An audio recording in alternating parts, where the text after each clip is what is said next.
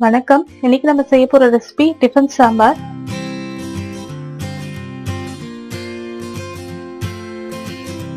செய்ய தேவையான பொருட்கள்: துவரம்பருப்பு அரை கப், பாசிப்பருப்பு அரை கப். இது ரெண்டுமே பாத்தீங்கன்னா 100 கிராம் 100 கிராம் இருக்கு. 20 சின்ன வெங்காயம், 2 மீடியம் சைஸ் தக்காளி, கேரட், பீன்ஸ், கத்திரிக்காய்.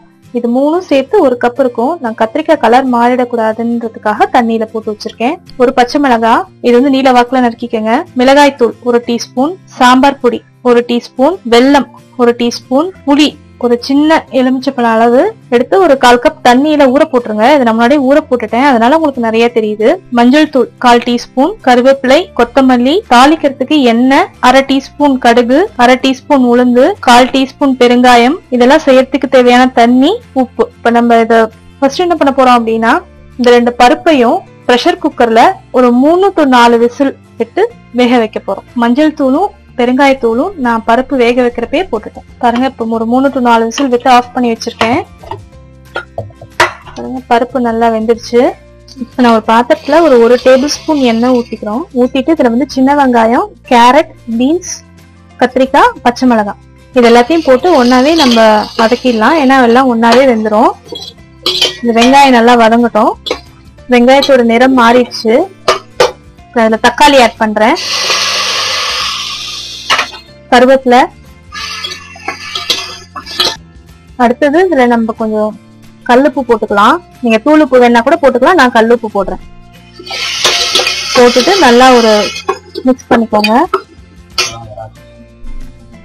நான் இதுல மிளகாத்தூள் ஆட் பண்றேன்.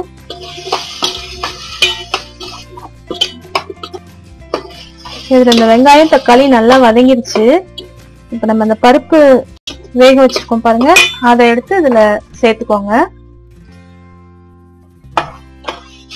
பாருங்க, அந்த பருப்பு போட்டதுக்கு அப்புறம் ரொம்ப திக்கா தெரியுது, அதனால கொஞ்சம் நான் தண்ணி ஊத்துறேன்.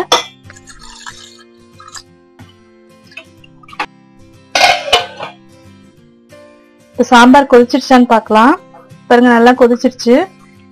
இது வந்து என்ன பண்றீங்கன்னா, பருப்பு போட்டதுக்கு அப்புறமேட்டு இது ஒரு மூடி போட்டு ஒரு 10 to 15 நிமிஷம் அனல் குறைச்சு வச்சு கொதிக்க விடுங்க. இடையில இடையில இதை வந்து கொஞ்சம் கிளறி விட்டுக்கோங்க. ஏன்னா வந்து பாத்தீங்கன்னா அடி பிடிக்கும், பாசி பருப்பு போட்டிருக்கிறதுனால அடி பிடிக்கும். இப்ப இதுல வந்து நம்ம அடுத்தது புளி தண்ணியும் வெல்லமும் சேர்த்துடலாம். புளி தண்ணி ஊத்துறேன், அப்புறம் வெல்லம். இதை நல்லா ஒரு மிக்ஸ் பண்ணிக்கங்க. இங்க வந்து இந்த வெல்லமும் புளி தண்ணியும் ஊத்துறதுக்கு முன்னாடி இந்த காய் போட்டிருந்தோம் இல்லையா, அது வெந்துருச்சான்னு மட்டும் பாத்துக்கோங்க. ஒரு கொதி வரட்டும். இந்த சாம்பார் கொதிக்க போற இந்த இடப்பட்ட நேரத்துல நம்ம தாளிச்சிடலாம். 2 டேபிள் ஸ்பூன் எண்ணெய் ஊத்திருக்கேன். எண்ணெய் சூடானதும் கடுகு, உளுத்தம்பருப்பு. கடுகு உளுத்தம்பருப்பு பொரிஞ்சிருச்சு. இதுல சாம்பார் பொடி போடுறேன். நல்லா வாசனை தெரியுது சாம்பார் பொடி போட்டோன்னு. அடுப்பு அமர்த்திட்டு இதை வந்து சாம்பார்ல ஆட் பண்ணு. இந்த தாளிப்பு கொட்டினதுக்கு அப்புறமேட்டு ரொம்ப கொதிக்க விடாதீங்க சாம்பாரை, ஏன்னா சாம்பார் பொடியோட வாசனை போயிடும். ஒரு நார்மலா ஒரு கொதி வந்த உடனே ஆஃப் பண்ணிடுங்க. ஒரு கொதி வந்துடுச்சு. அடுப்பு ஆஃப் பண்றேன். இதுல இப்ப கடைசியா கொத்தமல்லி தழை போட்டுக்கோங்க. நம்மளோட டிஃபன் சாம்பார் இப்ப தயாராயிடுச்சு. நன்றி.